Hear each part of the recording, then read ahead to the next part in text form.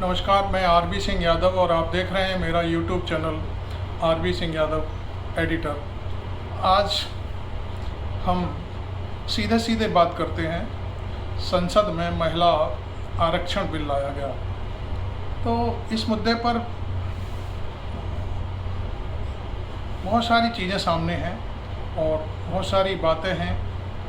आज राज्यसभा में पेश किया गया ये महिला आरक्षण बिल, तो अब मैं इस पर कुछ टीका टिप्पणियां लेना चाहता हूं लोगों की। ब्रज क्रांति दल की राष्ट्रीय अध्यक्ष सुरेखा यादव आज मेरे साथ हैं और मैं उनसे बात करूंगा कि ये महिला आरक्षण बिल आज जो भारतीय जनता पार्टी की सरकार ने, माननीय नरेंद्र मोदी जी ने जो प्रस्तुत किया है, इस पर आपका क्या विचार है? क्योंकि आप राजनीति में पिछले 1987 से लगातार सक्रिय हैं और सारी चीज़ों को समझती हैं। मुलायम सिंह जी के साथ आपने काम किया है, तो आपको मैं ये जानना चाहूँगा, पहला सवाल मेरा, कि जो आज बिल पेश किया गया है, इससे आप कहाँ तक सहमत हैं? क्या इससे कोई महिलाओं को फ़ायदा होने वाला है? देखिए, हम लोग जब से ये मोदी सरकार आई है 2014 से जी, लगातार हम देख रहे हैं कि जैसे ही इलेक्शन आता है ये शगुफेबाजी छोड़ देते हैं। पहले इन्होंने देश की जनता को बेवकूफ़ बनाने के लिए 15 लाख का शगुफा छोड़ा कि मैं बाहर से जो काला धन है वो लाऊंगा और सबके खातों में 15-15 लाख रुपए आएंगे, जो कि आज इन 9 सालों में ऐसा कुछ भी नहीं हुआ। दूसरा शगुफा इन्होंने बहुत बड़ा छोड़ा कि बेरोजगार युवकों, युवतियों को, युवाओं को 2 करोड़ का हम रोज़गार देंगे। वो 2 करोड़ छोड़िए, 2 लाख भी लोगों को रोज़गार ये नहीं दिला पाए अपने पंचवर्षीय योजना में, और ये इनका वादा हर एक साल का था। अब फिर आपको पता है कि इलेक्शन फिर आने वाला है, 2024 में जो है संसद के चुनाव होने हैं। इनको और कुछ दिखाई नहीं पड़ रहा है। इनकी सारी हकीकत इस देश की जो 50% आबादी है महिलाओं की, वो अच्छी तरह से समझ चुकी है कि ये धोखेबाज लोग हैं। क्योंकि पिछले 3 महीने पहले जो घटना मणिपुर में हुई, मणिपुर की घटना को हर उस महिला का वो दर्द है, वो पीड़ा है। जिस तरह महिलाओं के साथ इस बीजेपी गवर्नमेंट ने किया, वो कभी महिला भूल नहीं सकती है।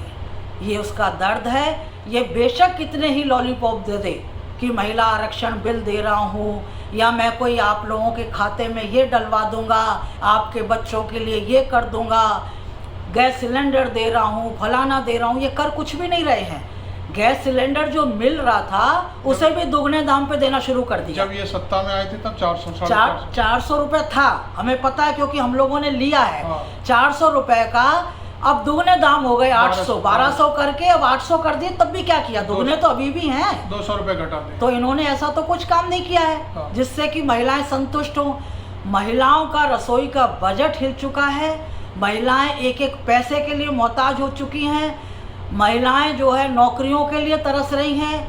उनके जो छोटे छोटे बच्चे होते हैं वो उनकी ज़रूरतें नहीं पूरी कर पाती हैं। उस माँ के दर्द को आप सोच के देखिए, जिनके बच्चे कुछ इच्छा रखते हैं वो उसका पूरा नहीं कर पाते हैं। आपका मतलब सिर्फ मैं जो निकाल रहा हूँ वो ये है कि ये शगुफा इसलिए छोड़ा गया है कि लोग महंगाई पर, बेरोजगारी पर और अन्य जो बहुत ही मार्मिक चीज़ें हैं जनता की, उन पर कोई वार्ता ना करे। हाँ, इनका यही मकसद रहा है, हमेशा से रहा है। और अब इस चीज़ को चाहे पढ़ी लिखी महिलाएं हों, चाहे ग्रामीण परिवेश की महिलाएं हों, कस्बे की महिलाएं हों, लड़कियां हों, वो सब समझ चुके हैं। क्योंकि जो आज बिल की बात इन्होंने लोकसभा में करी है, राज्यसभा में ऑलरेडी ये 2010 में यूपीए गवर्नमेंट में पास हो चुका था। इसको वहाँ से उठा के तालियां पीट के और इसे पास करना था। इसके अलावा इनके पास कोई नहीं था। और ऐसा नहीं है कि इन्होंने इस दौरान कितने बिल एक दिन में आए और एक दिन में ही पास कर दिए, किसी को पता भी नहीं चला। अब इस महिलाओं के बिल को लेके इस तरह की बातें इन्होंने रखी कि अब इसके 2026 तक तो इसकी कोई उम्मीद ही नहीं है। आज ये तालियां बजवा भी देते हैं तो लागू नहीं होगा, और लागू होगा तो 2029 के चुनाव में लागू होगा। तब तक तो इनको खुद का ही नहीं पता कि ये कहाँ होंगे, ये किस चीज़ की बात कर रहे हैं। जहाँ आज बैठे हुए हैं, जब ये नहीं दे पा रहे हैं तो ये बात की बात क्या करते हैं। तो हमारा मानना तो ये है कि अभी आपके सामने मैं दूसरी बात और रखना चाहती हूँ महिला बिल के साथ ही, कि कल ये एक और बिल पास करेंगे जो कि ईडी के प्रमुख का होगा। ये उसे तालियां पीट के उसी समय पास कर देंगे और संजय मिश्रा को दोबारा से ऊंचे पद पे बैठा देंगे। ये आपके आंखों के सामने आ जाएगा। मैं आज इस बात की घोषणा कर रही हूँ आपके साथ। चुनाव आयोग की नियुक्ति का मसला भी शायद वो भी ये ऐसा ही फैसला करेंगे, क्योंकि इन्होंने पहले भी इस तरह की गलत काम किए कि जो एक चीज़ तय हुई थी कि एक प्रधानमंत्री, एक विपक्ष का लीडर, एक सीजीआई जो है सुप्रीम कोर्ट के वो चीफ जस्टिस होंगे और वो फैसला करेंगे। ये भी इन्होंने मना कर दिया कि मैं होऊंगा, मेरा मंत्री होगा। एक विपक्ष का नेता क्या वहाँ घास छीलेगा बैठ के? विपक्ष के नेता की क्या अहमियत है, इन्होंने छोड़ी है। तो मेरा मानना ये है कि ये जो अब जितना भी नाटक कर लें, ये कितने भी डुगडुगी पीट लें कि हम इसके लिए ये कर रहे हैं, इसके लिए कर रहे हैं, देश की जनता इनको पहचान चुकी है और अब आने वाले समय में इनको माफ़ नहीं करेगी और इनको बाहर का रास्ता दिखा देगी। तो वैसे आप जो इंडिया संगठन बना है उसमें आपकी पार्टी नहीं है, क्योंकि आपका दल छोटा है, लिहाजा हो सकता है इंडिया गठबंधन के लोगों की नज़र आप लोगों के पास नहीं हो। फिर भी आपका समर्थन मैं समझता हूँ, आपकी बातों से लगता है कि इंडिया गठबंधन की तरफ है आपका ऐसा? नहीं, बिल्कुल समर्थन करते हैं। हमें देश को बचाना, देश के संविधान को बचाना, देश के लोगों को बचाना है, देश के युवाओं को बचाना है, महिलाओं को बचाना है। इन सारी चीज़ों को बचाने के लिए हम उनका समर्थन अवश्य करेंगे, क्योंकि अगर उनका समर्थन नहीं करेंगे तो इनकी स्थिति हम 9 साल में देख चुके हैं। अब लोग आत्महत्याएं करने पर मजबूर हो चुके हैं, लोग परेशान हो चुके हैं। मैं नहीं चाहती हूँ कि देश के किसी भी उस व्यक्ति को इस सरकार की वजह से आत्महत्या करनी पड़े या उस युवा को अपनी जान गंवानी पड़े। इनकी गंदी नीयत की वजह से, गंदी जानकारियों की वजह से, धोखाधड़ी की वजह से, फेलियर जो सरकार है, इससे अब हमें देश को बचाना है और इसके लिए हम अपना स्वार्थ भी छोड़ने को तैयार हैं। अगर हम कहीं नहीं भी लड़ा पाए अपने एमपी, लेकिन हम इंडिया गठबंधन के लोगों का साथ देंगे और उन्हें जिता के हम इस संसद में पहुंचाएंगे। दूसरा, आपको लगता है कि अब तक जो 9.5 वर्ष में, 10 वर्ष में इस सरकार ने काम किए हैं, उनमें कुछ राहत महसूस हुई है? फिलहाल तो मैं समझता हूं कि देश के जो कांग्रेस के नेता हैं, राहुल गांधी, बार बार अडानी वाली बात को लेकर आते हैं कि वो पैसा बाहर से कैसे आया, तो इस पर ये क्यों नहीं बोलते? क्या आप समझती हैं कि ये सब इन्वॉल्व है? नहीं, देखिए, आपको मैं कहना चाहती हूँ, अडानी की बात तो खैर बहुत बड़ी बात है। जब इन्होंने शुरुआत में जैसे ही सरकार में आए थे, पहला धोखा इन्होंने देश की जनता के साथ नोटबंदी करके किया, क्योंकि जो काला धन इनकी जेबों में भरा हुआ था वो इन्हें अपने अपने लोगों को खिलाना था और देश की जनता को लाइन में लगाना था। ये इनका मकसद था। बराबर आप देखते आ रहे हैं, पेट्रोल के दाम बढ़ रहे हैं, आप जो है टैक्स दे दीजिए। जितना टैक्स इस देश की जनता देती है, अगर उसका 10% भी अगर देश के कामों में लग जाए तो हमारा जो भारतवर्ष है, जो हमारी इंडिया है, ये सोने की चिड़िया दोबारा से बन जाएगा। लेकिन ऐसा नहीं हो रहा है, क्योंकि इन्होंने अपने आप को भर लिया है और इस पैसे को भारतवर्ष में भी नहीं छोड़ा है, विदेशों में ले जाके जमा कर दिया है, विदेशों की कंपनियों में लगा दिया है, जिससे यहाँ के लोग सिर्फ ताकते रह जाएंगे कि ये क्या हुआ। और जैसे ये और बाकी के व्यापारी इस देश को छोड़ के भागे हैं, तो मेरा मानना तो ये है कि नरेंद्र सिंह मोदी भी एक तरह व्यापारी हैं और वो भी इस देश को छोड़ के भागेंगे। आपने महिला आरक्षण बिल पर अपनी बेबाक टिप्पणी दी। मैं इससे आपको बहुत ही अभिभूत हुआ कि भाई आपने खुलकर के बात करी, क्योंकि इस समय जो बिल है वो हमारी समझ में भी आ रहा है कि ये केवल लॉलीपॉप दिखाया गया है महिलाओं को, क्योंकि 2024 तक तो कुछ होना नहीं है। संसद में अभी बाद में पास होगा, फिर उसका बता रहे हैं कि भाई जनरल उसकी गणना होगी महिलाओं की कितनी है, कौन कहाँ पर है, फिर परसीमन होगा लोकसभा क्षेत्रों का, उसके बाद कहीं 2029 में जाकर के लागू होगा। तब तक मैं समझता हूँ कौन महिला पॉलिटिशियन बचेगी, कौन मरेगी, कौन क्या होगा, मैं समझता हूँ ये सब बेकार की सिगुफेबाजी है। तो आप देख रहे थे मेरा YouTube channel RB Singh Yadav editor, आप मेरे चैनल को सब्सक्राइब करें और इसमें अभी दूसरे कुछ टिप्पणियाँ मैं भी लूँगा जो आगे आपको मैं दिखाऊँगा।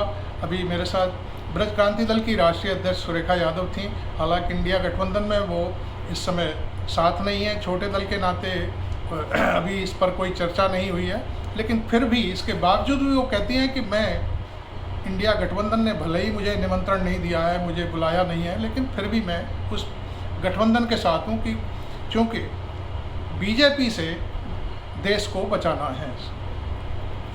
नमस्कार। नमस्कार।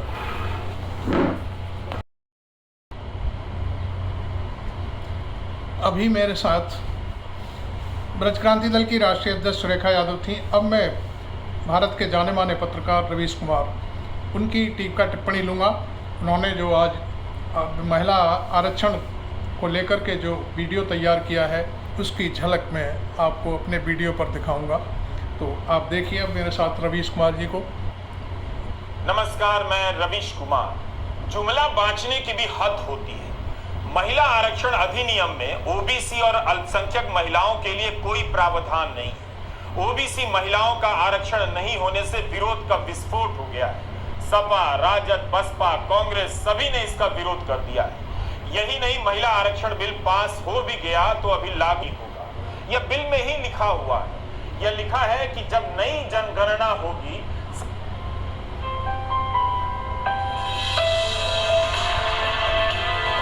संसदीय सीटों का परिसीमन होगा, तब जाकर महिला आरक्षण लागू होगा, पास अभी होगा। 2026 में जब मौजूदा परिसीमन की समय सीमा समाप्त होगी, उसके बाद महिला आरक्षण लागू होगा। मतलब ये मजाक अच्छा है। यही हाल आपको याद दिलाता हूं नागरिकता कानून के साथ हुआ। 2019 में किस तरह पास कराया गया, लेकिन अभी तक यह कानून लागू नहीं हुआ है। पास होने के बाद भी यह कानून लापता है। प्रचंड बहुमत से लबालब मोदी सरकार भी अपने बिल में ओबीसी की महिलाओं, अल्पसंख्यक महिलाओं को आरक्षण नहीं दे सकी। हर चीज को इवेंट में बदल देने वाली सरकार का लगाया शामियाना बिना आंधी और बारिश के कारण ही उजड़ गया। इस बिल का जितना स्वागत नहीं होगा, उससे कहीं ज्यादा विरोध। आखिर ओबीसी महिलाएं इसे कैसे स्वीकार करें? इसी के साथ सरकार ने देश की जनता को याद दिला दिया कि 10 साल नई जनगणना का काम नहीं हुआ। जब इस बिल को 4 साल या 5 साल बाद लागू होना है, तो सूत्रों के हवाले से इतना माहौल क्यों बनाया गया? क्या इसीलिए कि 2 भाषण देने के बाद एक और भाषण देने का मौका मिलेगा? ऐसा लगता है कि संसद का यह विशेष सत्र प्रधानमंत्री के भाषणों का विशेष सत्र साबित होने जा रहा है। विशेष सत्र बुला लिया गया और पता ही नहीं लगता है कि करना क्या है। 18 सितंबर साल में घरेलू बचत इतनी कम कभी नहीं हुई। इसकी कोई खोज खबर नहीं। राजनीति में भावुकता और धार्मिकता इसी वजह से ज्यादा है, क्योंकि आर्थिक हालत को लेकर ढोल पीटने के लिए अब ढोल भी नहीं बचा है, बल्कि फट चुका है। हालत यह हो गई है कि गैस सिलेंडर का दाम 200 रुपए कम किया जाता है तो ढिंढोरा पिटवाया जाता है। अब पता चल रहा है कि लोगों का पैसा कहां जा रहा है। घरेलू बचत के 50 साल में सबसे कम स्तर पर पहुंचने से महिलाओं पर क्या असर पड़ रहा होगा। अब आते हैं महिला आरक्षण विधेयक पर। 18 सितंबर की शाम प्रहलाद सिंह पटेल नाम के राज्य मंत्री ने इसकी घोषणा करते हुए ट्वीट कर दिया, मगर ट्वीट को डिलीट भी कर दिया। संसद के परिसर में बड़ी संख्या में महिलाओं की यह कतार बता रही है कि सूत्रों के हवाले से आई खबर सही है। ये सभी महिलाएं संसद की दर्शक दीर्घा में बैठने के लिए जा रही हैं, ताकि महिला आरक्षण विधेयक के इस नए इतिहास का गवाह बन सकें। लेकिन इन्हें भी पता नहीं होगा कि जिस बिल को इतिहास बनते हुए देखने आई हैं, वो 2026 से पहले तो लागू ही नहीं हो सकता। ये भी इतिहास है जो कानून अभी 3-4 साल बाद लागू होगा, उसके पास होने पर ताली बजाने के लिए इन्हें बुलाया गया है। 9 मार्च 2010 को यूपीए ने इसे राज्यसभा में पास करा लिया था, मगर लोकसभा में पास नहीं हुआ। इसका कारण यह था कि इस विधेयक में अनुसूचित जाति जनजाति के लिए आरक्षण तो था, मगर ओबीसी के लिए आरक्षण नहीं था। उम्मीद थी कि प्रधानमंत्री नरेंद्र मोदी अपने बिल में ओबीसी महिलाओं को आरक्षण देंगे, मगर ओबीसी का जिक्र नहीं है। कांग्रेस ने एक नहीं कई बार कहा कि सरकार जिस भी रूप में लाएगी बिना शर्त समर्थन कांग्रेस देगी। तो क्या कांग्रेस अब इस बिल को सपोर्ट कर पाएगी? इंडिया गठबंधन के बाकी घटकों के विरोध को नजरअंदाज कर पाएगी कि इस बिल में ओबीसी महिलाओं का आरक्षण नहीं है? इस बिल के ड्राफ्ट पर 128वां संविधान संशोधन लिखा है, मगर प्रधानमंत्री नरेंद्र मोदी ने इसे नारी शक्ति वंदन अधिनियम कहा है। क्या वाकई प्रधानमंत्री की इन बातों में आपको कुछ अजीब नहीं लगता? उन्होंने कहा कि 19 सितंबर की यह तारीख अमृतत्व को प्राप्त होने जा रही है। इसमें अमृतत्व क्या है? क्या इसका कुछ भी मतलब निकलता है? ओबीसी महिलाओं को आरक्षण देना भूल गए, किसी भी अल्पसंख्यक महिला समाज को आरक्षण देना भूल गए, फिर भी यह अमृतत्व है। और तो और प्रधानमंत्री इसका नारी शक्ति वंदन अधिनियम नाम रख रहे हैं। इस अधिनियम से आरक्षण शब्द ही गायब है। क्या आरक्षण की जगह आप वंदन का इस्तेमाल कर सकते हैं? संवैधानिक अधिकारों को दैविक वंदना के शब्दों से विस्थापित किया जा रहा है। वैसे इस बिल में नया कुछ नहीं, 2010 का ही बिल पेश कर दिया गया है। ओबीसी महिलाओं का जिक्र नहीं है। प्रधानमंत्री मोदी शायद यह भी कह दें कि इस अधिनियम में ओबीसी महिलाओं को शामिल नहीं करने के लिए ईश्वर ने उन्हें चुना है। हम बेहद विचित्र दौर में हैं, कहीं भागने का रास्ता नहीं। हम आपको प्रमिला दंडवते की याद दिलाना चाहते हैं। इस बिल पर अगर पहली कॉपीराइट किसी की है तो प्रमिला दंडवते की है, क्योंकि उन्होंने ही 1996 में इसे प्राइवेट मेंबर बिल के तौर पर रखा था। तब एचडी देवेगौड़ा देश के प्रधानमंत्री थे।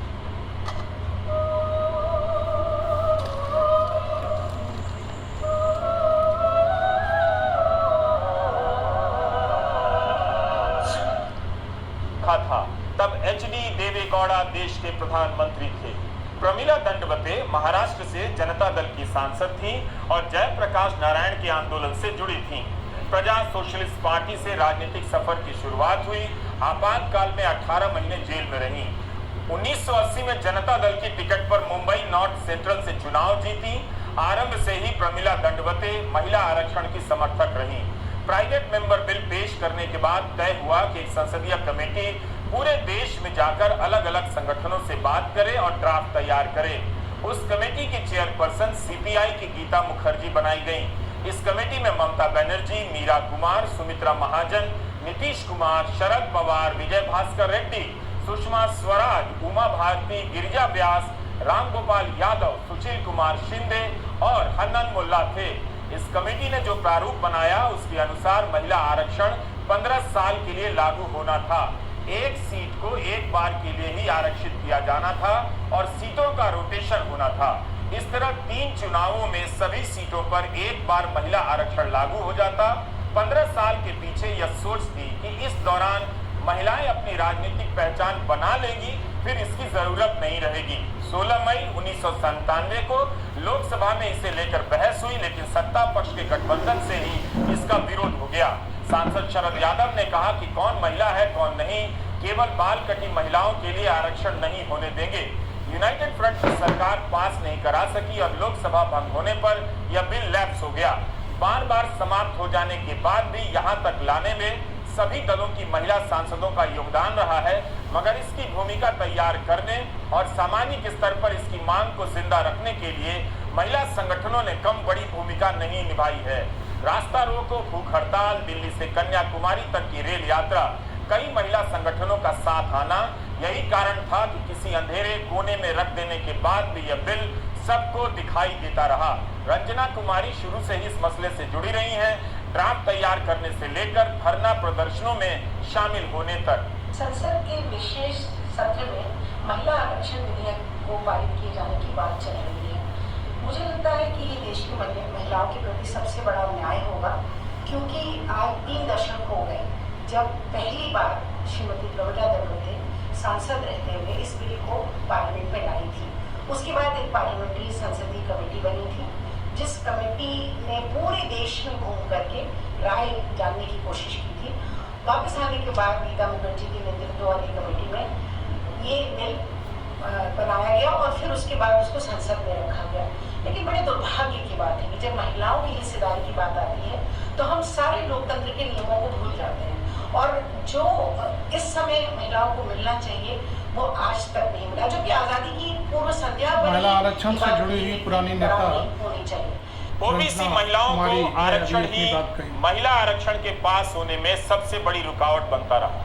गीता मुखर्जी कमेटी ने भी कहा कि उचित समय पर ओबीसी महिलाओं को आरक्षण दिया जाना चाहिए।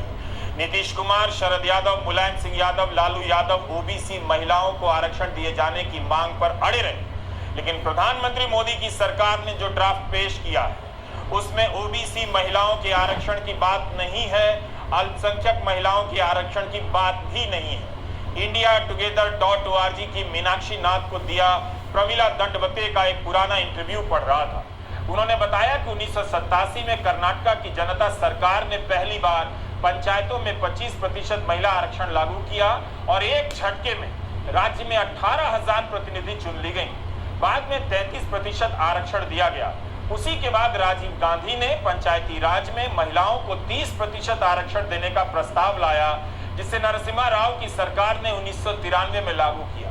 यहाँ सवाल है कि मोदी सरकार के 10 साल गुजर जाने के बाद इस बिल की याद क्यों आई? क्या राजनीति में महिलाओं के मुद्दे का चक्र घूम रहा है? आखिर प्रधानमंत्री मोदी ने महिला आरक्षण की बात कब की? क्या आपको याद आता है? जुलाई 2014 में प्रधानमंत्री नरेंद्र मोदी ने संसद में कहा कि महिला आरक्षण बिल जल्द से जल्द पास होगा, लेकिन 9 साल बाद 2023 के सितंबर में इसकी याद आई, उसमें भी ओबीसी महिलाओं को भूल गए। 2013 में प्रधानमंत्री मोदी ने फिक्की के सम्मेलन में महिला उद्यमियों से कहा था कि उन्होंने गुजरात के स्थानीय निकायों में 50% महिला आरक्षण लागू करने का बिल पास किया था, मगर राज्यपाल ने लागू नहीं करने दिया। जाहिर है उनका इशारा कांग्रेस की तरफ था, लेकिन 2014 से 2023 तक उन्हें रोकने वाला कोई नहीं। फिर भी उन्हें दूसरे कार्यकाल के आखिरी साल में महिला आरक्षण की याद आई और अगर ये कानून बना भी तो 2026 से पहले लागू नहीं होगा, यानी ये 2029 के चुनाव में लागू होगा अगर परिसीमन हुआ और नई जनगणना हो सकी तो। जून 2014 में सुषमा स्वराज ने कहा था कि महिला आरक्षण बिल पास करना 16वीं लोकसभा के लिए मील का पत्थर साबित होना चाहिए। उन्होंने कहा कि भाजपा ने 4 साल पहले राज्यसभा में कांग्रेस का समर्थन किया तो कांग्रेस भी करे। जवाब में कांग्रेस अध्यक्ष मल्लिकार्जुन खड़गे ने उस वक्त अपनी तरफ से तुरंत ही समर्थन दे दिया था। 18 सितंबर को जब यह अफवाह उड़ने लगी कि मोदी सरकार महिला आरक्षण बिल लाने वाली है, तब कांग्रेस भी पूरी तैयारी से ट्विटर के मैदान में उतर गई और इस बिल से संबंधित पार्टी की पहल का इतिहास बताया जाने लगा। ट्विटर पर जाकर देखने लायक है कि कांग्रेस कितनी तैयारी से लोगों को याद दिला रही थी कि उसने इस मसले पर कब कब क्या क्या किया। ट्विटर पर राजीव गांधी के बयान चलाए जा रहे थे। 2010 में राज्यसभा में पास होने के बाद सोनिया गांधी का पुराना इंटरव्यू निकालकर चलाया जा रहा था। यही नहीं, कांग्रेस राहुल गांधी और सोनिया गांधी के लिखे पत्रों को भी ट्वीट करने लगी। सोनिया गांधी ने 2018-2019 में प्रधानमंत्री नरेंद्र मोदी को पत्र लिखा कि इस बिल को पास किया जाए, कांग्रेस समर्थन करेगी। जुलाई 2018 में राहुल गांधी ने भी प्रधानमंत्री को पत्र लिखकर इस बिल को पास कराने की मांग की थी और कहा कि कांग्रेस इस बिल पर बिना शर्त समर्थन देगी। अगस्त 2014 में महिला कांग्रेस के सम्मेलन में सोनिया गांधी ने कहा था कि कुछ दलों के विरोध के कारण यह बिल पास नहीं हो सका, मगर विपक्ष में रहते हुए भी कोशिश करते रहेंगे। कांग्रेस महासचिव जयराम रमेश ने 17 सितंबर को ही विस्तार से ट्वीट कर दिया। राजीव गांधी ने मई 1989 में पंचायतों और नगर पालिकाओं में महिलाओं के 1/3 आरक्षण के लिए संविधान संशोधन विधेयक पेश किया था। लोकसभा में पास हुआ मगर राज्यसभा में नहीं। अप्रैल 1993 में पीवी नरसिम्हा राव की सरकार में यह पास भी हुआ, कानून भी बना। जयराम रमेश ने बताया कि 1993 में नरसिम्हा राव की सरकार के फैसले के कारण आज पंचायतों में 15 लाख से अधिक महिलाएं निर्वाचित हैं। पिछले रवीश कुमार के बाद अब मैं आपको जाने माने पत्रकार पुण्य प्रसून वाजपेयी की टिप्पणी भी सुनाऊंगा। आप सुनिए पुण्य प्रसून वाजपेयी जी को। दोस्तों नमस्कार। प्रधानमंत्री भी कमाल की चीज है। एक मुद्दे को उठाते हैं और समूचा देश उसमें उलझ जाता है। ना सिर्फ उलझता है बल्कि देखने और समझने लगता है कि अब वो कहां पर खड़ा है। राजनीतिक तौर पर नेताओं को लगता है अगर इस मुद्दे के आसरे सत्ता मिल गई तो वाह वाह, और नहीं मिली तो देखेंगे आने वाले वक्त में होगा क्या। इस देश के लोग भी सोचने लगते हैं अच्छा वैसा होगा तो ऐसा होगा तो कौन सा असर उन पर पड़ने वाला है। लेकिन यह कोई नहीं जानता है कि दरअसल जो ऐलान होते हैं उसके नीचे की जमीन है भी या नहीं है। सरकार के पास कोई डाटा है भी या नहीं है, या सरकार यूं ही ऐलान करके समूचे देश को उलझा देती है। महिला आरक्षण बिल हमारे सामने आकर खड़ा हो चला, लेकिन क्या कोई वाकई बदला सकता है ये कब से लागू होगा, और लागू होगा तो कहां कहां कैसे किस रूप में लागू करने की प्रक्रिया क्या होगी। जी नहीं, हमने 2021 की जनगणना की ही नहीं है तो हमें पता ही नहीं है कि इस देश में कितने नागरिक हैं। हमें नहीं जानकारी है कि 18 वर्ष के ऊपर जो वोटरों की तादाद होती है वो हर कॉन्स्टिट्यूएंसी में कितनी बढ़ चुकी है। वो आंकड़ा धीरे धीरे निकलेगा जब चुनाव का ऐलान होगा। लेकिन सवाल तो सबसे बड़ा ये है कि अगर इस देश की जनसंख्या की जानकारी नहीं है तो इस देश में कल्याणकारी योजनाएं बनती कैसे सरकार को पता है कि कितने किसान छोटे हैं और कितने सीमांत किसान। उनकी संख्या जो सरकार ने निर्धारित की जब जनगणना हुई नहीं तो वो जानकारी कहां चली। क्या वाकई सरकार जानती है इस देश के भीतर में कितनी महिलाएं दिहाड़ी में काम करती हैं, कितनी महिलाएं बिजनेस करती हैं, कितनी बड़ी तादाद में इस देश के भीतर में मजदूर काम करते हैं और उन मजदूरों में महिलाओं की कितनी तादाद है। क्या वाकई सरकार को पता है, या सिर्फ एक जुमला उछाल दिया गया कि हाँ अब ये होगा। यानी बरसों बरस से जो चीजें चली आ रही है उसकी कोई जमीन तो तैयार होनी चाहिए। और अब बड़ा सवाल तो यह भी हो चला है जब देश के पास इस देश के फैक्ट्स ही नहीं है तो ये देश को चलाया कैसे जा रहा है। और जब जब जिक्र पिछड़ों का होता है, आर्थिक तौर पर गरीबों का होता है, जब दलितों का होता है, जब आदिवासियों का होता है, तो इनकी जनसंख्या क्या सरकार को पता है। 2011 में तकरीबन 121 करोड़ की जनसंख्या भारत में थी, लेकिन 2021 में क्या होगा, यानी 2011 के बाद 21 में क्या होगा कोई नहीं जानता। लेकिन अब 2023 में खड़े हैं और यूनाइटेड नेशन कहता है कि भारत की जनसंख्या 142 करोड़ हो चुकी है। 142 करोड़ का मतलब यह है कि 21 करोड़ लोग 2011 के बाद से बढ़ चुके हैं। कौन से लोग बढ़े हैं, क्या वो हिंदू हैं, क्या मुसलमान हैं, क्या ओबीसी हैं, क्या दलित हैं, क्या आदिवासी हैं, क्या पुरुष हैं, क्या महिलाएं हैं, किसकी तादाद बढ़ी है और योजनाएं इस देश के भीतर में कैसे चलती है। तो क्या सब कुछ हवा में है। और उसी प्रक्रिया के भीतर महिला बिल भी सामने आकर खड़ा हो गया, जिसको लेकर तमाम आंकड़े बार बार परोसे जा रहे हैं कि हाँ अब तो ऐसा होगा कि जो शेड्यूल कास्ट के भीतर आरक्षण था जितनी सीटों को लेकर उसमें से 33% महिलाओं के लिए निकाल दीजिए। फिर कहा गया जो शेड्यूल ट्राइब है उसके भीतर से भी 33% निकाल दीजिए, बाकी जनरल कैटेगरी में हो। तभी शोर हुआ पार्लियामेंट के भीतर, नहीं पिछड़ों का भी तो आपको सोचना चाहिए, और पिछड़ों को लेकर और पिछड़ों की जनसंख्या कितनी है सरकार ने तो इस पर भी चुप्पी थाम ली। अलग अलग राज्यों ने कहा हम जनसंख्या कराएंगे और पता लगाएंगे इस देश में अदर बैकवर्ड क्लास कितनी, लेकिन सरकार के पास कौन से फिगर हैं। क्योंकि जब आप उस दिशा में जाएंगे जहां पर पार्लियामेंट के भीतर हर तीसरा जीता हुआ सांसद कोई महिला होगी, यह स्थिति कब आएगी कोई नहीं जानता है। क्यों जनगणना जब तक होगी नहीं, जनगणना के बाद अलग अलग कॉन्स्टिट्यूएंसी के वोटरों की संख्या जब तक पूरे तरीके से सामने आएगी नहीं, तो पैमाना क्या होगा और परिसीमन तय कैसे होगा। जब कुछ भी नहीं है तो आज किन बातों का कैसे जिक्र किया जाए। क्या इस बात का जिक्र किया जाए कि जो डाटा इस देश के सामने है और जो डाटा इस दौर में छुपा लिया गया, और जिस डाटा के आसरे सरकार सोचती है और इस देश की हकीकत जिस डाटा को देखती है, कहां पर आज आप खड़ा होना चाहिए। हमारी टीम ने बड़ी मेहनत करके बहुत सारी चीजों को अलग अलग माध्यमों से चीजों को परखा और निकाला, उन्होंने एक बात बहुत साफ तौर पर टीम ने कही कि देखिए, हम जिस डाटा को आपको दे रहे हैं उस डाटा के जरिए इस देश के भीतर में जो तमाम इंस्टीट्यूशंस काम करते हैं उनके जो अपने फैक्ट्स एंड फिगर होते हैं उसके आधार पर यह चीजें आपको दी जा रही हैं। तो हमें लगता है महिला आरक्षण से पहले इस बात को सिर्फ समझ लीजिए कि इस देश के भीतर में कितनी महिलाएं जो काम करती हैं, इस देश के भीतर में कितनी महिलाएं हैं जिनकी परिस्थिति इस देश में इतनी नाजुक इस दौर में हो गई कि उनको लेकर रास्ता निकलेगा क्या। तो ऐसे में चुनावों के मद्देनजर क्या ये महिला आरक्षण का मुद्दा एक झटके में नई पार्लियामेंट के साथ ये कहकर उछाल दिया गया अब ऐतिहासिक फैसले लेंगे।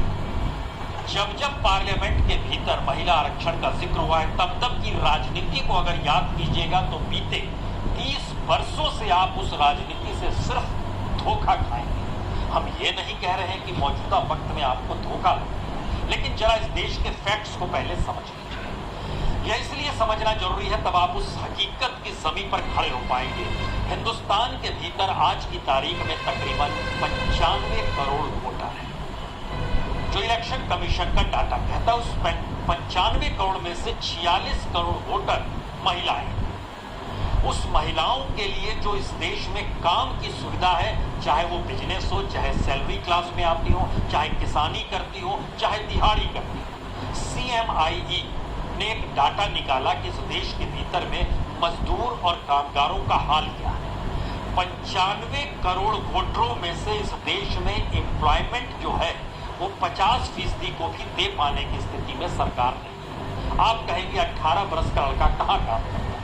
इस देश में तो 14 बरस के बाद से काम करने की शुरुआत हो जाती है, लेकिन 18 से 25 के बीच के हिस्से को अगर आप थोड़ी देर के लिए छोड़ दीजिए कि वह कॉलेज में पढ़ाई कर रहा है, स्कूल से निकला है, तो आप जो इस देश के भीतर जो मजदूरों की तादाद जो लेबर कमीशन अपने तौर पर कहता है 14 के बाद से हमको गिनना चाहिए, तो ये लगभग इक्वल हो जाता है जो 14 के बाद से लोग काम करने की शुरुआत करते हैं। और हम आप जो सोचते हैं कि 18 से 25 के बीच में तो बालक पढ़ रहे होंगे, लड़कियां पढ़ रही होंगी, उनको मत गिनिए। लेकिन जो डाटा निकल कर आता है वो बताता है कि अगर 95 करोड़ वोटर हैं तो 40 करोड़ 58 लाख लोग इस देश में एम्प्लॉयमेंट से जुड़े हुए हैं। वो दिहाड़ी मजदूरी हो, किसी भी तरीके की मजदूरी हो, व्हाइट कॉलर हो, किसी भी कॉलर की मजदूरी हो, वो लगभग 40 करोड़ 58 लाख। इसमें से महिलाएं कितनी हैं? हैरत करने वाली स्थिति है कि जो महिलाओं की संख्या जो काम करती है वो सिर्फ 3 करोड़ 82 लाख है। अब 3 करोड़ 82 लाख में से सबसे ज्यादा दिहाड़ी मजदूरी करने वाली महिलाएं हैं जिनकी संख्या 1 करोड़ 85 लाख, यानी तकरीबन यह 45% दिहाड़ी मजदूरी है। जो किसानी करती हैं उनकी संख्या लगभग 69 लाख है। जो सैलरी पाती हैं अलग अलग जगहों पर उनकी संख्या लगभग 89 लाख है। और जो बिजनेस से जुड़ी हुई है उनकी संख्या लगभग 38 लाख है। पुरुषों का मत पूछिए, पुरुषों का वर्चस्व है, तकरीबन 36 करोड़ 77 लाख पुरुषों इस देश के भीतर में काम करते और महिलाएं सिर्फ 3 करोड़ 82 लाख। ये बात अब यहीं से शुरू होती है और इस बात का जिक्र इसलिए भी जरूरी है करना क्योंकि पार्लियामेंट के भीतर महिलाओं को लेकर जो सवाल उठ रहे हैं, कितनी बड़ी तादाद में महिलाएं आएंगी, उसके बाद इस देश के भीतर की स्थिति शानदार तरीके से चलेगी। लेकिन आएंगी कब और चलेगी कब? मौजूदा सच तो पार्लियामेंट का ये है कि हर तीसरा शख्स वहां पर जो बैठा है, तीसरा भी मत कहिए, दूसरा भी आप कह सकते हैं, क्योंकि 200 लगभग 22 से ज्यादा सांसदों के ऊपर कुछ कुछ ऐसे आरोप लगे हैं जो बहुत संगीन भी है, यानी दागी सांसदों की तादाद हर दूसरे उम्मीदवार के तौर पर है। ये अच्छी बात होगी कि महिलाएं पार्लियामेंट में आएंगी तो उन पर कम से कम उन्होंने कोई अपराध तो नहीं किया होगा और उनकी तादाद इस रूप में तो नहीं होगी कि वह दागी हैं, तो जाहिर तौर पर एक उत्साह का वक्त है, अच्छी बात है। लेकिन ये लागू होगा कब से? सरकार ने तो हवा में उछाल दिया और उसके भीतर का सच अब यह है कि हर तीसरी सदस्य पार्लियामेंट के भीतर जो आधी आबादी है उसको आ जाना चाहिए और इसके लिए नियम कायदे भी सरकार ने बदला दिए। कहे कि दरअसल अब महिला आरक्षण जो लागू हो रहा है उसमें ये रोटेशन पर होगा, 15 बरस के लिए होगा। SC और ST के मातहत जो भी अभी तक रिजर्वेशन है उसमें भी 33% होगा। उसका अगर हिसाब लगाइएगा तो जो 84 सीट शेड्यूल कास्ट की रिजर्व है उसमें से आप 28 सीट निकाल दीजिए, वो महिलाओं के लिए हो गई। इसी तरीके से जो शेड्यूल ट्राइब की 47 सीटें हैं उसमें से 15 सीट निकाल दीजिए। अब जब आप इसको निकाल चुके होंगे तो आपके जहन पुण्य प्रसून वाजपेयी के बाद अब मैं सुनवाऊंगा जाने माने पत्रकार अशोक वानखेड़े की टिप्पणी जो उन्होंने आज संसद में महिला आरक्षण बिल आने के बाद कही है। आप सुनिए अशोक भाई को। नमस्कार, स्वागत है आपका अजीत अंजुम जी के YouTube चैनल पर। मैं हूं अशोक वानखेड़े।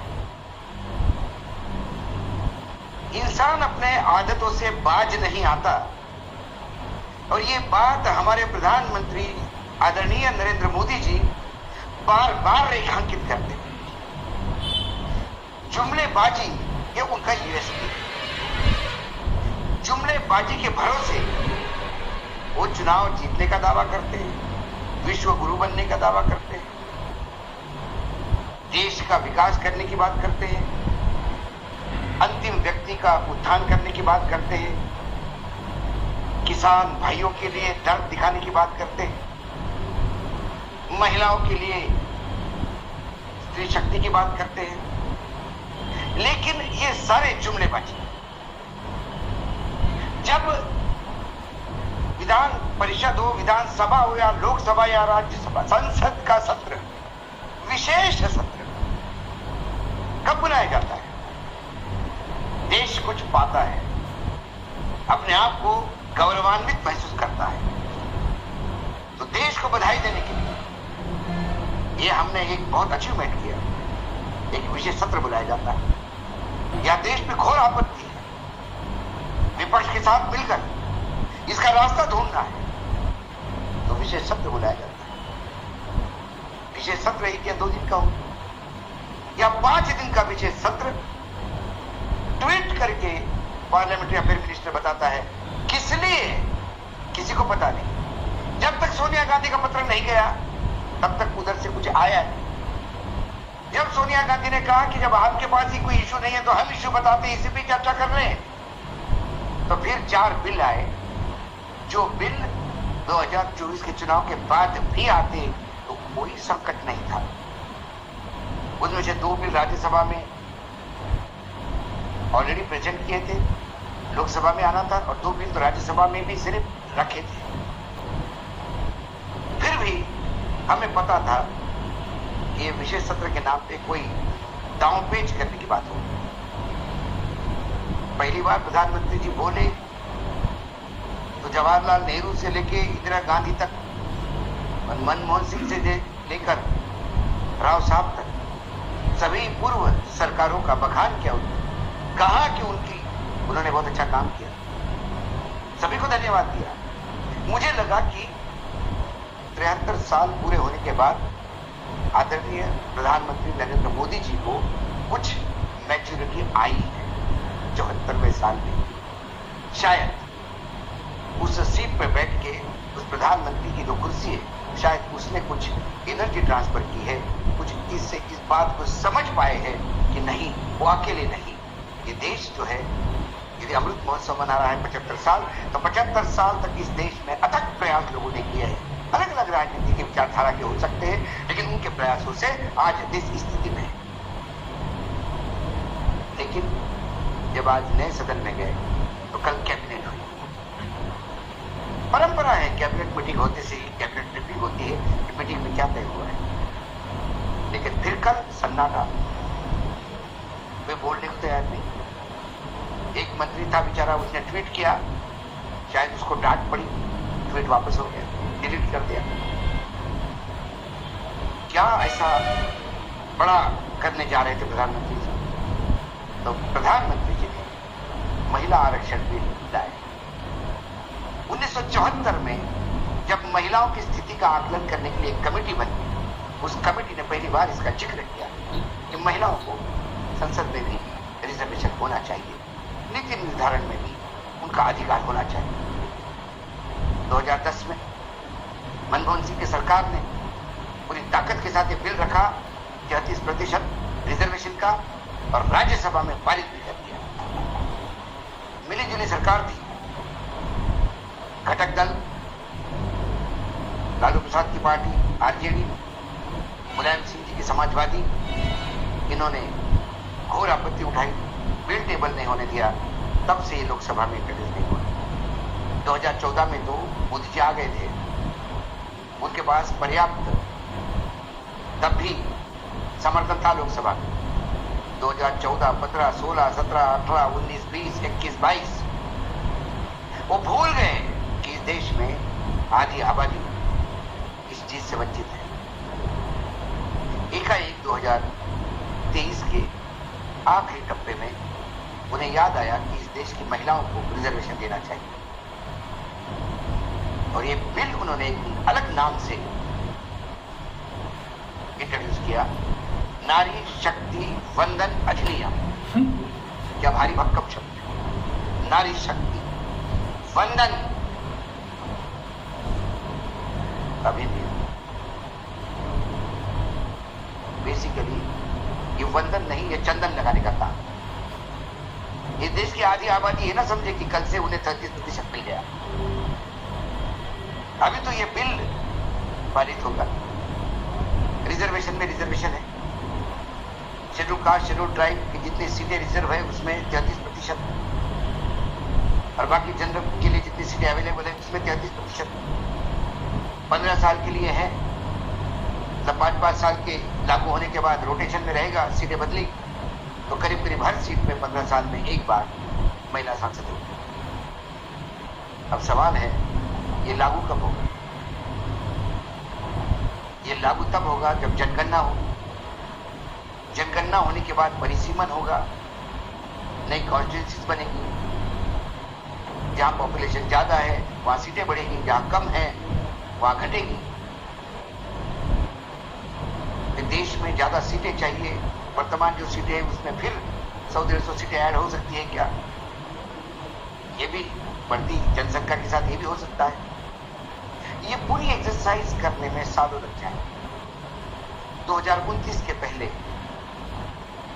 यदि लगातार आज से ये बिल पारित होने के बाद सरकार युद्ध स्तर पे काम करे तो 2029 में पहली बार महिला आरक्षण यथार्थ के धरातल पे उतरते हुए दिखाई। तो 2029 के लिए सबसे पहले जनगणना घोषित करनी थी, परिसीमन करते, फिर महिला बिल की बात करते। आपने घर बनाया नहीं, गाड़ी खरीदी नहीं, लेकिन गैरेज घर के बाहर बना के पहले रख दिया। किसी ने कहा ये क्या बनाया आपने? बोले हमारी गाड़ी का गैरेज है। तो गाड़ी कहाँ है? खरीद लेंगे। घर कहाँ है? घर के पड़ोस में गैरेज चाहिए। घर कहाँ है? बोले पास का प्लॉट अभी सौदा कर रहे हैं। ये शुद्ध जुमलेबाजी है।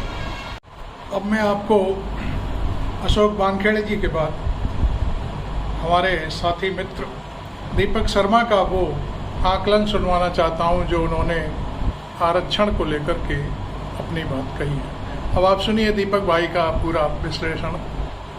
नमस्कार, मैं दीपक शर्मा और मेरे YouTube मंच पर आपका स्वागत। दोस्तों, देश में जितने भी नेता हैं सभी वायदे करते हैं। कुछ वायदे पूरे हो जाते हैं और कुछ वायदे सिर्फ और सिर्फ जुमले साबित होते हैं। अब आज प्रधानमंत्री मोदी ने देश से एक इतना बड़ा वायदा किया कि मुझे लगता है उसे पूरा करने मोदी जी को 2 बार प्रधानमंत्री और बनना पड़ेगा। अब इसकी तो मैं पर्दे हटाऊंगा एक एक करके, लेकिन मैं चाहता हूं कि मोदी जी के जो चाणक्य, आप चाणक्य की कुछ बात सुने और बड़े गौर से चाणक्य के एक एक शब्द को सुनिएगा और उसके बाद बड़ी खबर की तरफ बढ़ते हैं। देखिए, ये जुमला है, किसी के अकाउंट में 15 लाख रुपया कभी नहीं जाता, वो उनको भी मालूम है और आपको भी मालूम है, इसकी जनता को भी मालूम है। ये भाषण देने का एक तरीका है, जुमला। तो दोस्तों, अमित शाह का ये जो बयान है तो बरसों बरस। थैंक यू दीपक भाई, आपने मोदी जी के अमित शाह के जरिए मोदी जी की पोल खोल दी। सच बोल रहे हैं। 15 लाख एक जुमला था। भाई भाषण में तो जुमले चलते हैं, लेकिन दोस्तों आज हद ये हो गई कि मोदी जी भाषण की तर्ज पर लोकसभा में नई इमारत में एक बिल लेकर आ गए। और ये बिल ऐसा है मानो जैसे देश में महिलाओं की, बहनों की, माताओं की, बेटियों की लॉटरी लगने जा रही है।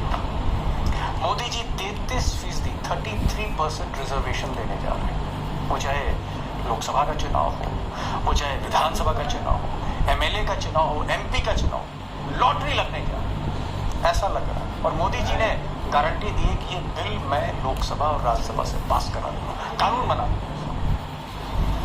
लेकिन हकीकत ये है कि ये बिल जमीनी सच्चाई से कोसों दूर है, या जो कहें बरसों दूर है। ये जो जुमला है ये मोदी जी की जो आदत में शुमार है, ये सियासत वहीं तक है, जुमले तक। दीपक भाई, जुमला तो यकीनन ये बहुत बड़ा जुमला है, लेकिन ये 2024 का डर है हाल में। आपके तर्कश में कोई तीर नहीं, सामने पहाड़ जैसा विपक्ष दिखाई देता है। अब दोस्तों मोदी जी के इस बिल की जरा हकीकत भी समझ लेते हैं। आइडिया के लेवल पे वुमेन रिजर्वेशन, नारी सशक्तिकरण का ये जो आइडिया बहुत अच्छा है, क्योंकि चाहे वो विधानसभा हो चाहे वो लोकसभा हो, 33% रिजर्वेशन महिलाओं को मिलेगा। यानी इस देश की महिलाओं को एमएलए बनने का, एमपी बनने का, मंत्री बनने का, मुख्यमंत्री बनने का, यहाँ तक कि प्रधानमंत्री की सीढ़ी तक पहुंचने का अवसर ही अवसर है। बिग अपॉर्चुनिटी, एक बड़ी खिड़की जैसे खोल दी गई, और इसलिए हर व्यक्ति इसका स्वागत करेगा जो नारी सशक्तिकरण में भरोसा रखता है। लेकिन अब प्रैक्टिकलिटी भी देख लें, और ये जो हकीकत ये ऐसा होगा उसको भी समझ लेते हैं। वहीं पर सारा पेच फंसा हुआ है। जैसे इस बिल को सबसे पहले लोकसभा से पास कराना पड़ेगा, क्योंकि लोकसभा में इंट्रोड्यूस किया है। लोकसभा में मोदी जी के पास बहुमत है, बिल पास हो जाएगा चुटकी में। राज्यसभा से बिल पास करना होगा, मोदी जी 2 दिन में 3 दिन में इसको राज्यसभा से भी पास करा देंगे। और उसके बाद इसी बिल को 50% राज्यों में यानी विधानसभाओं से पास कराना होगा। ये भी बहुत मुश्किल काम है, ये भी हो सकता है कुछ महीनों में। लेकिन इसके बाद असली पेज, और पेज ये है कि इस बिल में कहा गया है कि ये तभी होगा जब सीटें जो है वो निर्धारित है। जो 33% सीट है ये पहले तय है, और ये सीट तभी तय होगी जब देश की जनसंख्या होगी। लेटेस्ट हमारी संख्या कितनी है, देश की आबादी कितनी, तो ये जो जनगणना होनी है ये आज और कल परसों नहीं होनी, ये 2026 में होगी। देश का सेंसस, देश की आबादी की गिनती 2026, और हो सकता है और आगे बढ़े। तो 2026 गिनती होगी या उसके बाद होगी, और उसके बाद सीटें तय होंगी। जब जनसंख्या सामने आएगी, जब आबादी तय हो जाएगी कि कितनी आबादी है 2026 में, 27 में, उसके आधार पर सीटें तय होंगी। अब लोग कह रहे हैं इस पूरी यात्रा में 2029 भी हो सकता है।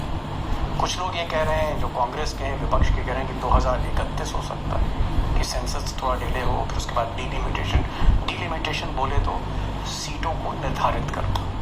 ये प्रक्रिया 2029 भी हो सकती है, 2031 भी हो सकती है। ये ऐसा हुआ कि बारात आई, दूल्हा घोड़े पे चढ़ के आया, फेरे लेने के टाइम पे बोला गया कि अभी बेटी की उम्र 4 साल की है, 16 साल इंतजार करो, बैठे रहे, हाँ बैठे, आपकी व्यवस्था हो जाएगी। 16 साल में जब लड़की 20 साल की होगी तब फेरे ले लेना। अब दोस्तों मोदी जी ये जो महिला सशक्तिकरण की बात कर रहे हैं उसको लेकर कितना सीरियस है। ये जो एमएलए और एमपी बनाने की बात वो कर रहे हैं उसको लेकर कितना सीरियस है। ये तो बिल जब हकीकत में बदलेगा तो जितने साल लगेंगे, बरसों बरस लगेंगे, उसी से आदमी समझ जाता है कि इसकी जो जर्नी, इसकी जो यात्रा है, कि कब जाके टिकट मिलेगा, कब जाके महिला जीतेगी और विधायक बनेगी, दूर की कौड़ी। लेकिन मोदी जी ने बड़ी खूबसूरती से इसको इवेंट बनाने की कोशिश करी है। शायद इसीलिए उन्होंने संसद की नई इमारत में पहले दिन मोदी जी की पहली स्पीच, पहला बिल, पहला बिजनेस लोकसभा का, उसी में इस बिल को इंट्रोड्यूस किया, एक इतिहास बनाने की कोशिश की। और उसको एक इवेंट का रूप देने के लिए उन्होंने द्रौपदी मुर्मू, जी हाँ, देश की पहली आदिवासी महिला राष्ट्रपति, उनको नहीं बुलाया, जो कस्टोडियन है पार्लियामेंट की, कायदे से उनको बुलाना चाहिए, परंपराएं यही कहती। लेकिन मोदी जी हर परंपरा तोड़ दिए। मुर्मू की जगह उन्होंने इन साहिबा को कंगना रनौत, जिनका कहना है कि 2014 के बाद जब से मोदी जी आए देश तब आजाद हुआ है। और कंगना रनौत के साथ उन्होंने सपना चौधरी को बुलाया, डांसर, ईशा गुप्ता को बुलाया, एक्ट्रेस, और भी कई लोग कंगना रनौत के साथ वहाँ पर आए और एक तरह से मुख्य अतिथि थे, चश्मदीद बने इस महिला आरक्षण के। इस पर तो मैं आऊँगा, टाइगर से बात करूँगा, इसके सोच में जाऊँगा कि इसके पीछे सोच क्या है। Why not Draupadi Murmu, why Kangana Ranaut? कहते हुए अच्छा नहीं लग रहा, लेकिन क्यों ऐसा? टाइगर से बात होगी, लेकिन मैं एक बड़े सवाल पर आपका ध्यान ले जाना चाहता हूँ, और वो बड़ा सवाल ये है कि ऐसी मजबूरी क्या थी, ऐसी हड़बड़ाहट क्या थी, क्या वजह? क्योंकि मोदी जी बिना वजह छोटा सा भी फैसला नहीं करते हैं। अब दोस्तों, जानकारों का कहना है कि मोदी जी हमेशा से जो महिला वोटर हैं, कहीं ना कहीं वो उनको वोट देती है, और ये जो कंस्टिट्यूएंसी है महिला वोटरों की, इनको उन्होंने गुजरात में ही डेवलप कर लिया, और उन्होंने कोशिश करी कि मुस्लिम महिलाओं को भी अपनी तरफ खींचे, और शायद इसीलिए वो 3 तलाक लेके आए। और उत्तर प्रदेश में या जो मुस्लिम बहुल सीटें हैं, वहाँ पर 3 तलाक का उन्होंने हर रैली में जिक्र नहीं किया। टारगेट था वुमेन वोट, और कुछ ये जादू मोदी का चला 2014 में 19 में, और ऐसा डेटा बताता है कि महिलाओं ने खुलकर वोट दिया। लेकिन जो फीडबैक पिछले 7-8 महीने से आ रहा था, जब से सिलेंडर महंगा हुआ या महंगाई हुई, ये तब से जो डेटा आ रहा था, लेटेस्ट डाटा ये सजेस्ट करता है, कोई प्रमाण नहीं है, लेकिन जिस तरह का डेटा सजेस्ट करता है, हिमाचल प्रदेश में मोदी की हार के पीछे एक बड़ा कारण ये था कि महिलाओं ने वोट मोदी जी को कम दिया। कर्नाटक में हार का जो मुख्य कारण, वन ऑफ द रीजन, एक कारण, महिलाओं ने उस शिद्दत के साथ वोट नहीं दिया। बहनों ने, माताओं ने, बेटियों ने मोदी जी का साथ नहीं दिया, जिस तरह से उन्होंने साथ पिछले चुनाव में दिया था। और कमोबेश यही स्थिति दिल्ली के एमसीडी इलेक्शंस में भी देखी गई, बाई इलेक्शंस में भी देखी गई, जहां मोदी का जादू चलता था। तो ये जादू उतर रहा, और महिलाओं को फिर से टारगेट करने के उस वोट बैंक, एक नए तरह का वोट, उसको फिर से अपनी तरफ लाने के लिए, ऐसा लोग कहते हैं कि मोदी जी ने एक बिल इंट्रोड्यूस किया। अभी जो महिला आरक्षण बिल है, ये दांव उल्टा पड़ जाएगा चुनावी साल में। क्या ये बिल गले की हड्डी बनेगा? क्या इस वायदे को पूरा करना कम से कम इस सत्र में, या सरकार के सत्र में, सरकार के टेन्योर में 2024 से पहले, क्या नामुमकिन सी बात है? और क्या फिर मोदी जी की किरकिरी होगी? क्या इस पर विपक्ष हमला करेगा? बहुत से ऐसे सवाल हैं जो कहीं ना कहीं 2024 के फाइनल को प्रभावित करेंगे। और मुझे लगता है कि अशोक वानखेड़े टाइगर के पास तो हम जाएंगे ही जाएंगे इस सवाल का जवाब जानने के लिए। जावेद अंसारी साहब 40-45 साल से हिंदुस्तान की सियासत को देख रहे हैं, पार्लियामेंट कवर कर रहे हैं, उनसे भी मैं कुछ सवाल करना चाहता हूँ आपकी तरफ से कि वाकई ये जो बिल है, क्या मोदी जी के लिए गले की हड्डी तो नहीं बन जाएगा, दांव उल्टा तो नहीं पड़ जाएगा? तो सीधे चलते हैं अशोक वानखेड़े टाइगर के पास और जावेद अंसारी साहब के पास।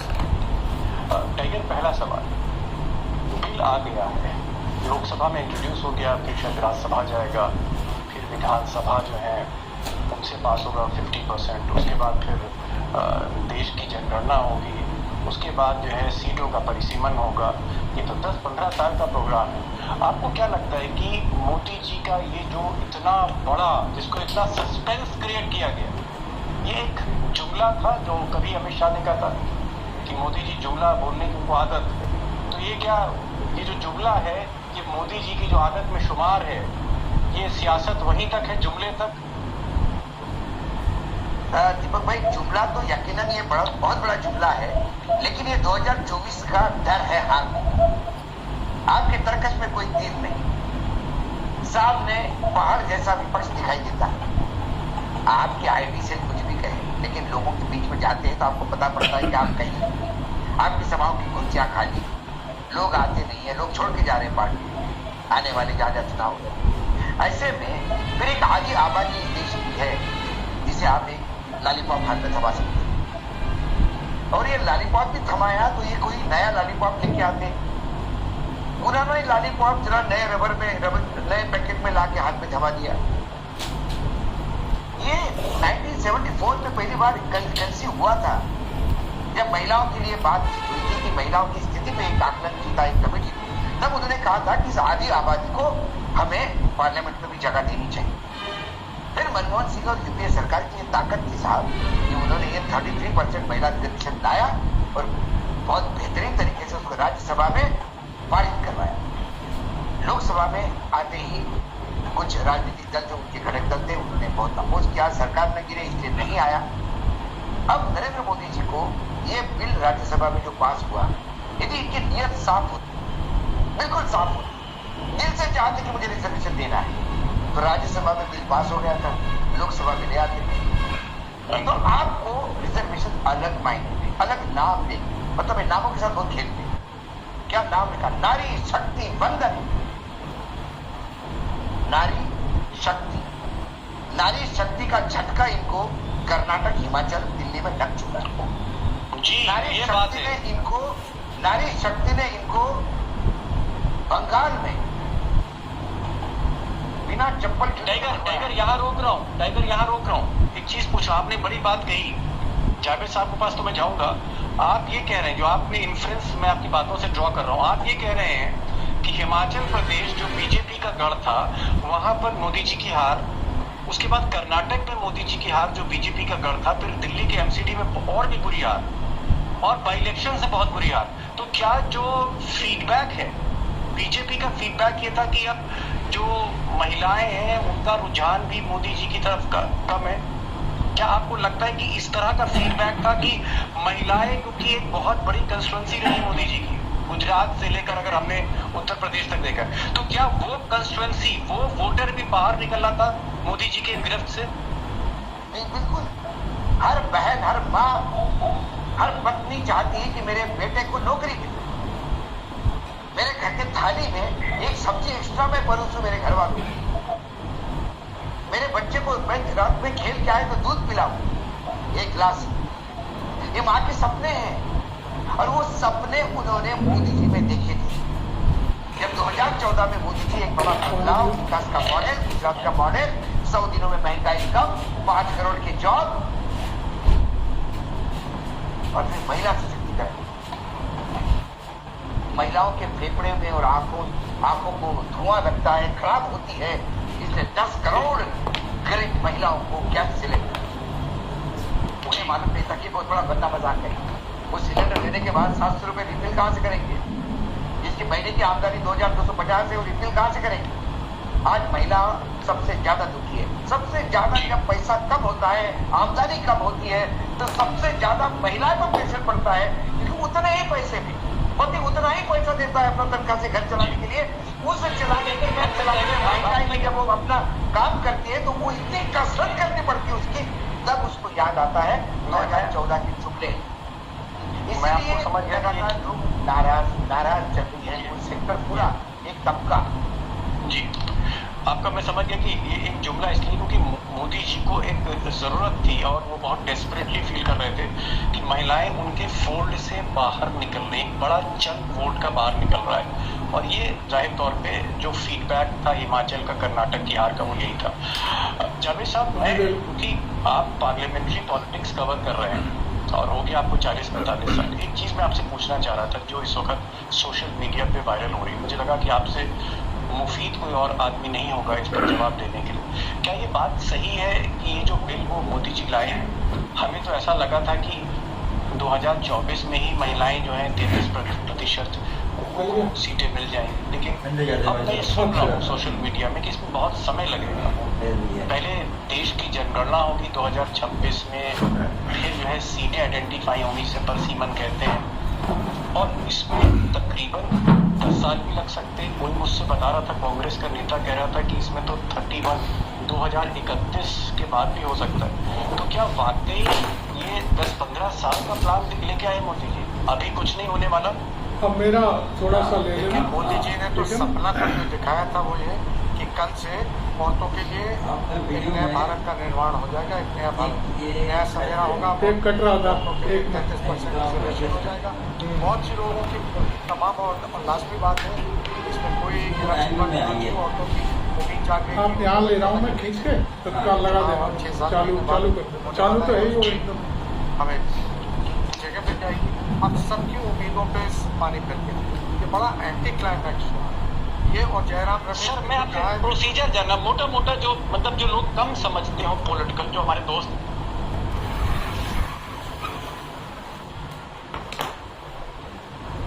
आपने अब तक देखा ब्रज क्रांति दल की राष्ट्रीय अध्यक्ष सुरेखा यादव का बयान महिला आरक्षण पर। उन्होंने साफ किया अपने बयान में कि ये सिर्फ और सिर्फ जुमलेबाजी है, इससे ज़्यादा कुछ भी नहीं। उन्होंने एक बात और कही कि इस समय मोदी के सारे तीर तर्कस से खाली हैं, तो उन्होंने सोचा कि एक ऐसा तीर चलाओ जो कभी कहीं निशाने पर जाकर ही ना लगे और ऐसे ही घूमता रहे 9-10 साल तक। उनका साफ साफ कहना था कि ये आरक्षण, महिला आरक्षण बिल कभी लागू नहीं हो सकता। दूसरी बात उन्होंने ये भी कही थी कि इसमें बैकवर्ड्स महिलाओं के लिए कोई स्थान नहीं है। उसके बाद मैंने भाई रवीश कुमार, जो जाने माने पत्रकार हैं देश के, उनके वीडियो के जरिए आप तक उनकी बात पहुंचाने की कोशिश की। और उसके बाद पुण्य प्रसून वाजपेयी, जो बहुत ही सटीक टिप्पणियां करते रहे हैं, उनका वीडियो भी मैंने शेयर किया आपके साथ में। आप देखेंगे इस वीडियो को। आपने मेरा चैनल अभी तक सब्सक्राइब नहीं किया है तो ज़रूर कर लें, क्योंकि वीडियो थोड़ा लंबा होने वाला है, इसलिए आप इसको सब्सक्राइब पहले करें और फिर वीडियो को शेयर भी करें। इस सारी चीज़ों के बाद मैंने दीपक शर्मा, जो बहुत ही सटीक बातें लाते हैं, और उन्होंने अपने वीडियो में भारत के गृह मंत्री का एबीपी न्यूज़ पर चल रहा इंटरव्यू हल्का सा दिखाया, जिसमें अमित शाह कह रहे हैं, आप भी जानते हो 15 लाख रुपया किसी के खाते में कभी जाता है क्या? ये बात अमित शाह ने कही, और उन्होंने कहा ये भाषणों की बात होती है, जुमले होते हैं, ये सब चीज़ें। तो मैं आपको बता दूं कि ये वीडियो मैं अब यहीं ख़त्म करने वाला हूं, और मेरे साथ एक जनरल जनता के सज्जन हैं रवि सिंह, और उनसे हम बात करेंगे कि ये महिला आरक्षण बिल को इतना घुमा करके मोदी जी ने आज पेश किया है नई संसद में, गणेश चतुर्थी के दिन उसमें एंट्री की है संसद में। इन सब चीज़ों के कोई मायने होंगे क्या जनता के बीच? आप जनता हैं, एकदम उनसे बात करिए। मैं आपके सामने रवि सिंह को रखता हूँ। नमस्ते भाई साहब। नमस्ते भाई रवि सिंह। ये बताइए कि आज मोदी जी ने महिला आरक्षण बिल बिना बैकवर्ड महिलाओं को शामिल किए संसद की नई इमारत में पेश किया है, तो हमारे हिसाब से तो ये इवेंट टाइप लगता है। आप जनता के रूप में, आप जनता की आवाज़ है, जनता में घूमते हैं, आप बताइए ये क्या? एक्चुअली जो पहले भी जो प्रॉब्लम था इस बिल में, इसमें सब लोगों ने समर्थन नहीं किया था, इसी कारण की वजह से था 2010 में। हाँ जी। और इस चीज़ को उनको सुधारना चाहिए था। हाँ। और जो नया संसद नया रूप से पेश करना था, लेकिन ये आपका कहने का अर्थ है कि कुछ जाने माने नेता हाँ थे, मुलायम सिंह यादव, लालू यादव, शरद यादव, और भी कई एक नेता थे, हाँ और ये देवगौड़ा की सरकार के समय में भी पेश किया गया था, हाँ। लेकिन वो लैप्स हो गया था बाद में। फिर मनमोहन सिंह जी आए 2010 में, तो उन्होंने इस बिल को पेश किया, तो भी उसका जमकर विरोध हुआ। तो अब आप इस पर क्या टिप्पणी करते हैं? क्या ये बगैर बैकवर्ड महिलाओं को शामिल किए इस तरह का बिल लाना कोई ठीक बात है क्या? नहीं, ठीक नहीं है। मतलब अगर बिल सबके लिए है तो बैकवर्ड भी होगा, शेड्यूल कास्ट भी होगा, शेड्यूल ट्राइब भी होगा, सब होगा इसमें।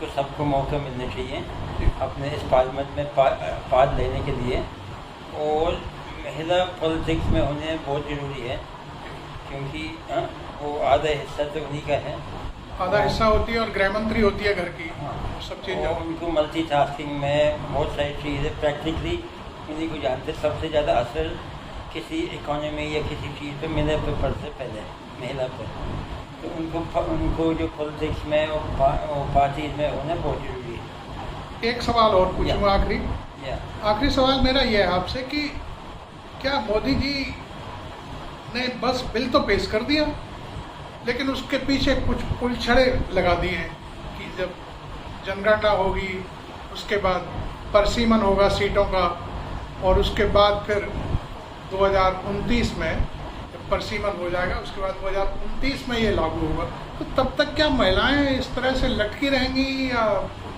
ये केवल जुमला ही साबित हो पाएगा? वैसे इस गवर्नमेंट का अनुभव कम है। जो भी उन लोगों ने प्रस्ताव ले आया, जो नया जियो से आया गवर्नमेंट में, आप देख लें 6 महीने के अंदर उसमें अमेंडमेंट करना पड़ा हर चीज़ में। अभी मैं आज भी एक ग्राम वोटर पे देख रहा था, तो यही निचोड़ निकले थे, गवर्नमेंट बिल ले आते हैं लेकिन इतना एक्सपीरियंस नहीं है, वो खुटा हुआ नहीं है, तो उसके बाद 3 या 4 या 6 महीने बाद उनको ठीक करने के लिए संशोधन करना। इट मीन्स आपका कहना है कि हेडलाइंस तो ले लेते हैं, हाँ, लेकिन उसके बाद फिर सारा उसमें डीप थिंकिंग नहीं है। हाँ। अगर आप डीप थिंकिंग है, डीप विचार है, अगर सबका डिस्कशन हो पार्लियामेंट्री कमेटी में, जो भी प्रोसीजर है पार्लियामेंट का स्टैंडिंग कमेटी में, तो उसके निचोड़ अच्छे निकलेंगे। अगर आप सोचते कि मैं सब कुछ जानते हूँ, मैं अपने चीज़ तोड़ दूँ, तो उसमें कमियाँ जरूर आएंगी। तो ये सामने आ गया कि वो पब्लिसिटी है, पब्लिक भी अब पब्लिसिटी स्टंट है। ये पब्लिक का ये जनरल व्यू पॉइंट है। आज भी शाम को मैं सुन रहा था लोग क्या डिस्कशन कर रहे हैं कि ये पब्लिक स्टंट है। This is the public voice. हाँ, मतलब पब्लिक पब्लिसिटी के लिए है, मतलब खुटे हुए नई चीज़। कभी कभी आप ये भी चीज़ करनी चाहिए जो पब्लिक को नहीं समझ में आ रहा है, लेकिन उनके लिए फ़ायदापन है।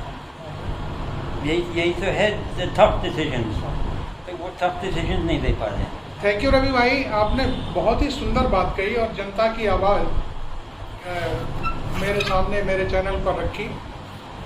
आप देख रहे थे अभी तक मेरा YouTube चैनल, आप इसको सब्सक्राइब ज़रूर कर लें, तभी आपकी समझ में आएगी पूरी बात। और मैं आपसे मेरी अपेक्षा है कि मैं कोई नया वीडियो बनाऊं, आगे की बात लाऊं, तो आपको तत्काल आपके पास पहुंचे। इसलिए आप इसको लाइक करें, फॉलो करें। Thank you very much.